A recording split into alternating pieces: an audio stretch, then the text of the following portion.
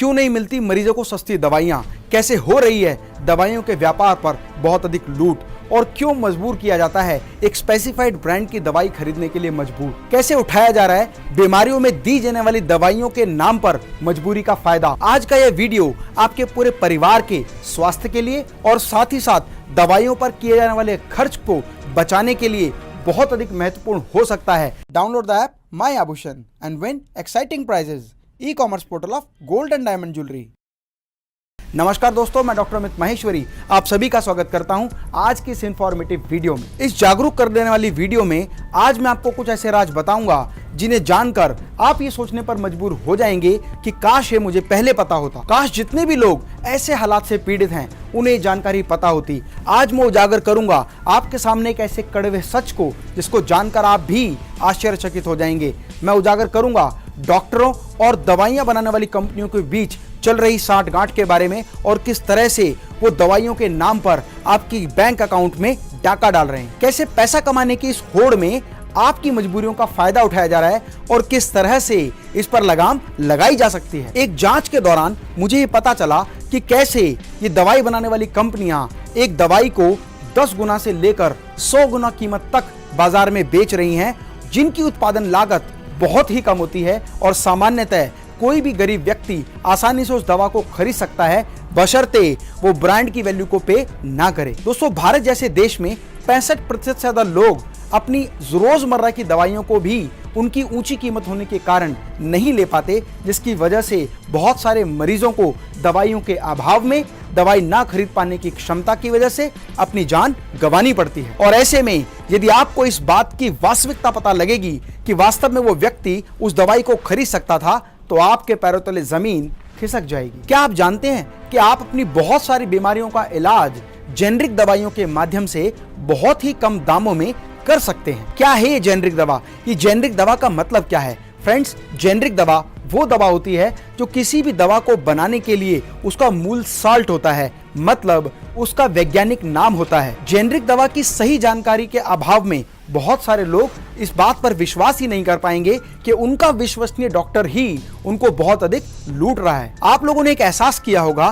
कि लगभग सभी डॉक्टर की लिखावट, मतलब उनकी लिखाई, एक सामान्य आदमी के लिए पढ़ना नामुमकिन के बराबर होता है, क्योंकि डॉक्टर ने एक आदत डेवलप की है कि वो इस तरह से दवाइयों का नाम लिखते हैं कि उनका जानकार या कोई मेडिकल स्टोर वाला व्यक्ति ही उस दवाई का नाम आसानी से पढ़ सकता है, क्योंकि मोस्ट कॉमनली डॉक्टर किसी भी दवाई का जेनरिक नेम नहीं लिखते, वो ब्रांड नेम लिखते हैं कि आपको एक पर्टिकुलर ब्रांड की दवाई ही लेनी पड़ेगी।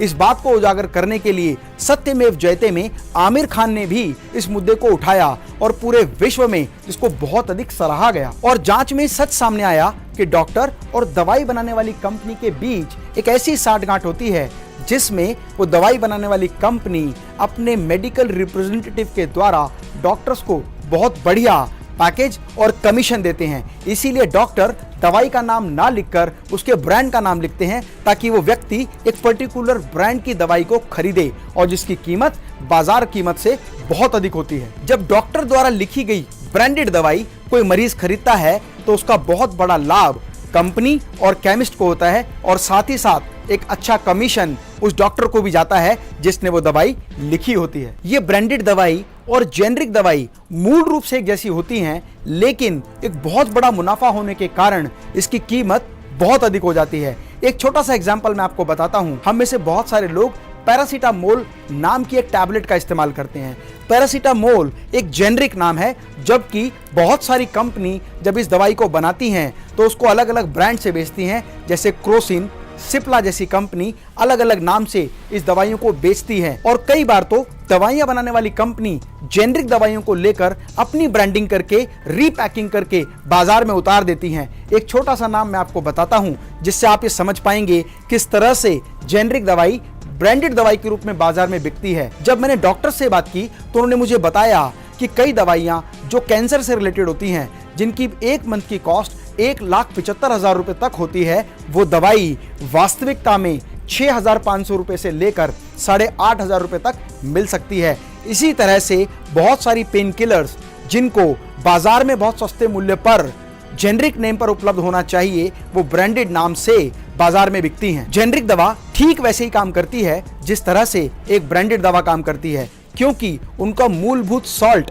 एक ही होता है। जरूरत है तो केवल आपको जागरूकता की और अपनी आंखें खोलने की, और हर दवाई के साथ साथ उससे संबंधित कौन सी जेनरिक दवाई है इसकी जानकारी प्राप्त करने की। दोस्तों 45,000 से ज्यादा जेनरिक दवाइयां हमारे देश से विदेशों में एक्सपोर्ट की जाती हैं, और उनमें से बहुत सारी दवाई ब्रांड के साथ पैक होकर दोबारा पैसे की इस चमक में व्यापारियों द्वारा भारत में बेची जाती है। यह एक बहुत ही अहम मुद्दा है, इसीलिए भारत सरकार ने भी बहुत सारे सख्त कानून बनाए हैं कि एक डॉक्टर को ब्रांड का नाम नहीं, केवल दवाई में उसके सॉल्ट का नाम लिखना होगा, ताकि एक व्यक्ति किसी भी ब्रांड की, किसी भी कंपनी की दवाई जो सस्ते दामों पर सेम सॉल्ट के साथ मिलती है, उसे अपनी खरीदने की क्षमता के अनुसार प्राप्त कर सके। भारत जैसे गरीब देश में 98% हिस्सेदारी ब्रांडेड दवाइयों की है, जबकि केवल 2% ही जेनरिक दवाइयां आसानी से उपलब्ध हो पाती हैं या जानकारी के अभाव में लोगों को पता चल पाती। दोस्तों एक ऐप है